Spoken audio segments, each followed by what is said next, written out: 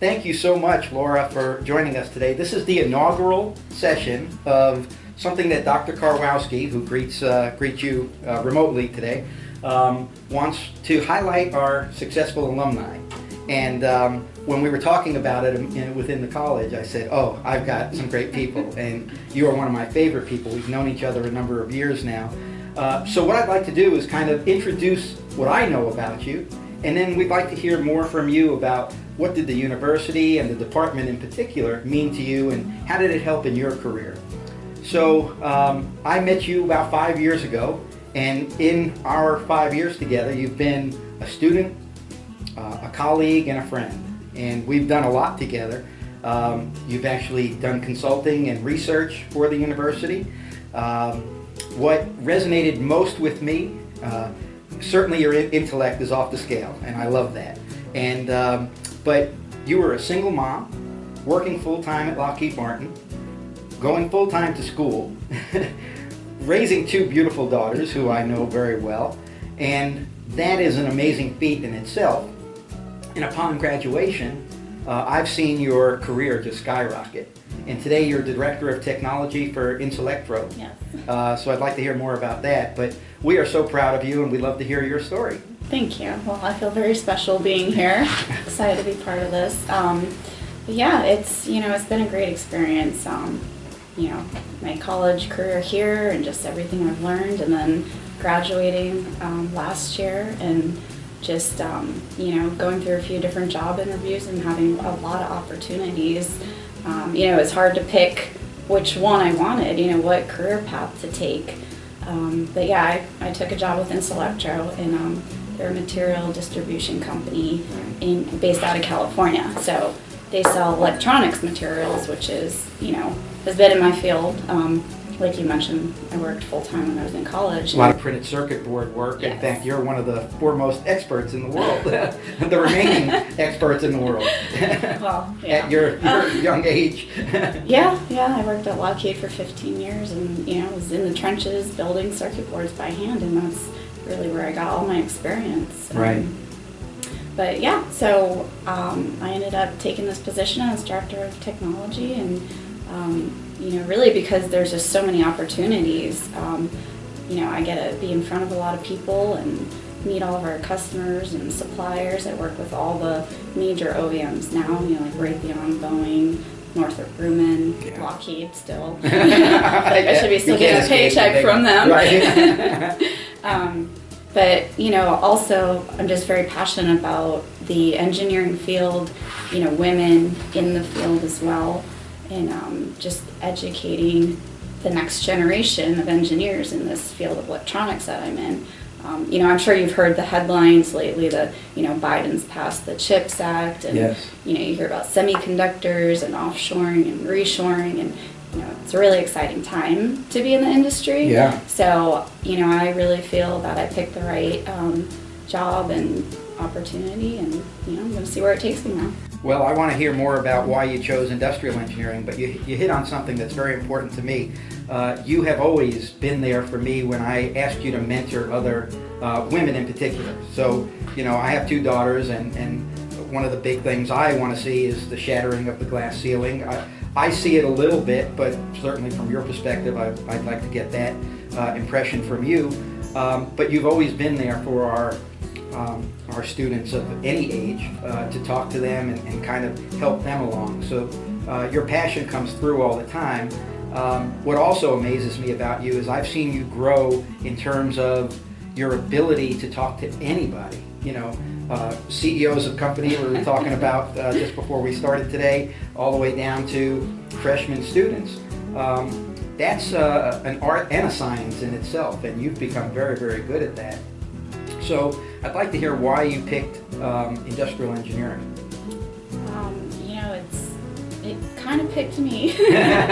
Originally I started off thinking maybe I want to be electrical or mechanical, and somehow I fell into the industrial engineering program, but I am so glad that, I did. It's all the classes were just relevant to everything I do. I can think of skills I learned in every single class that I use today. For example, data science, I learned Python coding and learned a lot about machine learning and all that. And when I was at Lockheed, and even now, it's always coming up, digital transformation. That's a very hot topic. So I can understand all the terminology. And systems engineering, just learning to write requirements just made technical writing better for me. I can be more clear with what I'm trying to get across.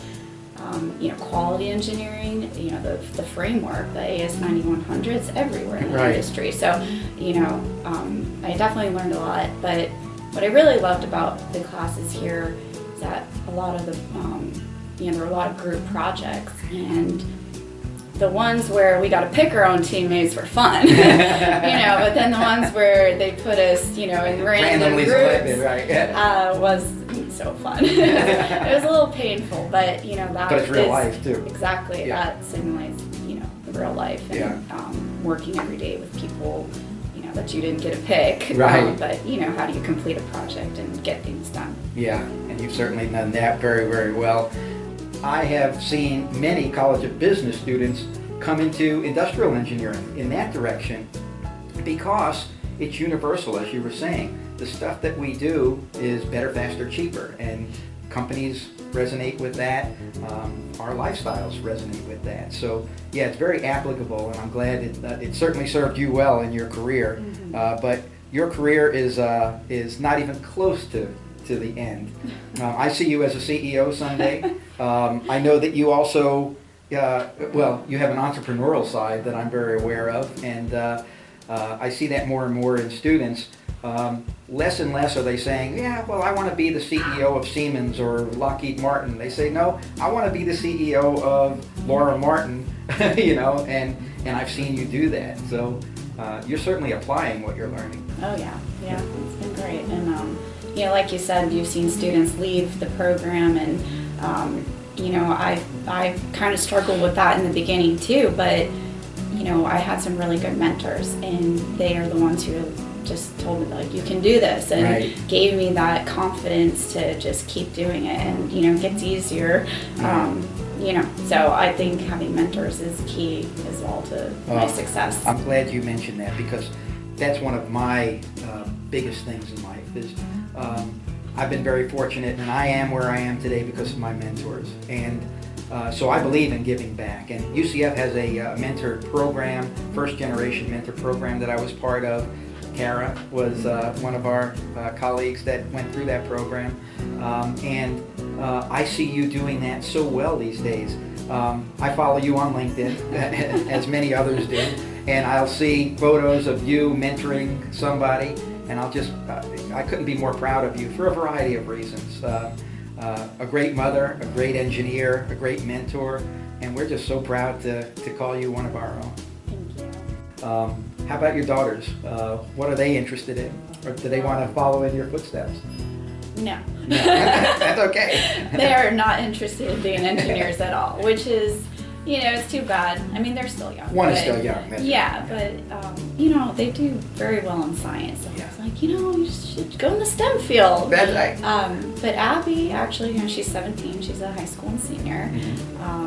She's talked about getting in the medical field for years. So I feel like that's the path. That's her passion, yes. Well, now she's talking about, medical school. Oh, so wow. I was like, well, I can't wait to see, where she goes. Yeah. And then Olivia, she's 9, and she just we joined Cub Scouts. So that's my new hobby. Oh boy. We're supposed to go camping in 2 weekends, and so I take her all our activities. Oh God, camping. We're going to be handing out food outdoors and selling popcorn at the hardware store. So I spend a lot of time, with them.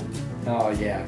Well, 9 years old is a lot of years for things to change and their opinions to change. Yeah. But yeah, I know your two daughters very, very well, and in some cases, they're a chip off the old block, which as parents we don't want because we butt heads a lot. But they're amazing young ladies, and the job you've done, not only in your career, which, like I said, is just halfway through, but what you've done for your daughters is amazing, and I look forward to their futures as well. What is a day-to-day life like for you as the Director of Technology? Do you have employees? Are they remote? What is your background? Yeah, well, INSULECTRO it's a small, privately owned company. It's been in a family for years, and it's completely different than the corporate structure that I was used to. Yeah. It's a very small leadership team, but we communicate on a regular basis. Every day is different. I do work remotely most of the time, but I also spend a lot of time traveling. So, I am customer facing, so I visit customers and suppliers, but I also attend a lot of the trade shows in the industry. And actually I'll be presenting, teaching PCB 101. Oh, really? Yeah, so I'm really excited about that. When is that? It's in November 10th, I think. Okay. Up in North Carolina. Okay. So it's called PCB Carolina. So very good. A lot of people in that area will attend the show and go to all the technical sessions. So I'm going to be co-presenting with another person in the industry. So actually from one of our customers. So so I do focus on education a lot. I also have learned like all the materials that we sell and the applications. So I talk to companies who are designing medical devices, and I talk to companies that are designing satellites for the government. Right. So there's a lot of different requirements and technologies involved. So I get to stay very technical. I love that. Yes.